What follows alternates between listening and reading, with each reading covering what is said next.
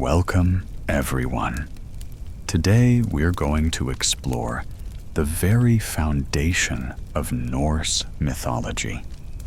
How the first god came into existence, how the gods are connected to one another, how the 9 realms were formed, and how a great war between divine families shaped the pantheon as we know it.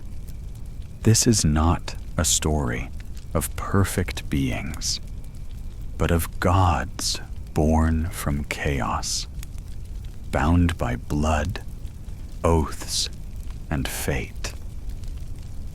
And before we begin, if you enjoy deep dives into ancient mythology, consider subscribing. It helps the channel grow and ensures you won't miss future stories. So, without wasting further time, let's begin. In the beginning, there was no sky, no earth, and no gods. There was only a vast, empty void called Ginnungagap. To one side of this emptiness lay a realm of intense heat, and to the other, a realm of deep, cold ice. When heat and ice met within Ginnungagap, the ice began to melt, and from this melting emerged Ymir, the first giant, a being born not of intention, but of natural forces. Alongside him appeared a primeval cow named Audhumla, whose milk sustained Ymir. While Ymir fed, Audhumla licked the salty ice blocks around her, and as she did, something remarkable happened.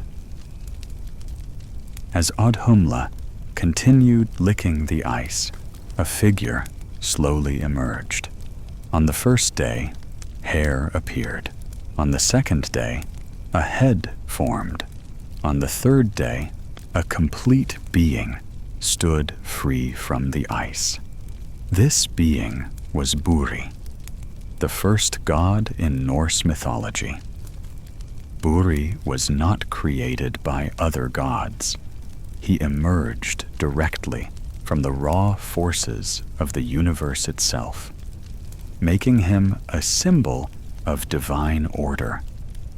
Buri later had a son named Bor, who would become the bridge between the first god and the gods most people recognize today.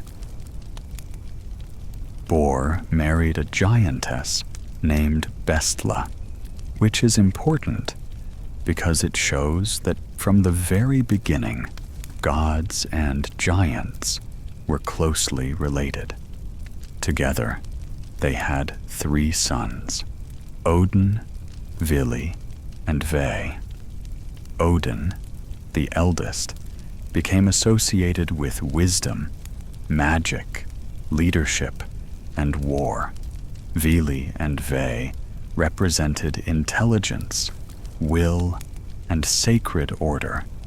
Together, the 3 brothers killed Ymir, and from his body, they created the world, forming land, seas, mountains, and the sky.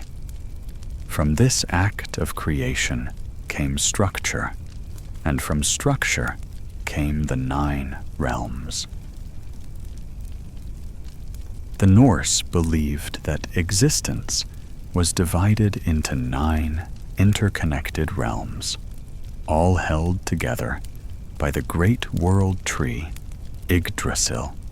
These realms included Asgard, the domain of the Aesir gods, Vanaheim, home of the Vanir gods, Midgard, the world of humans, Jotunheim, the lands of giants, Alfheim and Svartalfheim, the realms of elves and dwarves, Muspelheim and Niflheim, the worlds of fire and ice, and finally, Helfheim, the realm of the dead.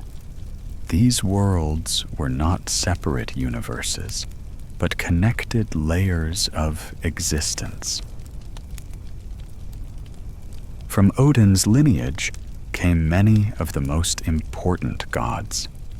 Thor, Odin's son, became the god of thunder and strength, responsible for protecting gods and humans from giants. Balder, another son of Odin, represented light, peace, and purity, and was loved by all the gods. Frigg, Odin's wife, was associated with fate, marriage, and motherhood, able to see the future, but powerless to change it. Tyr, the god of law and justice, was known for his bravery and sacrifice, giving up his hand to bind the monstrous wolf Fenrir.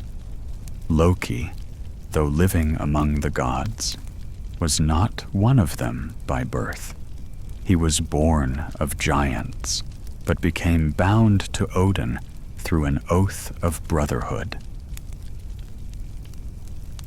Alongside the Aesir existed another group of gods known as the Vanir, associated with fertility, nature, prosperity, and magic.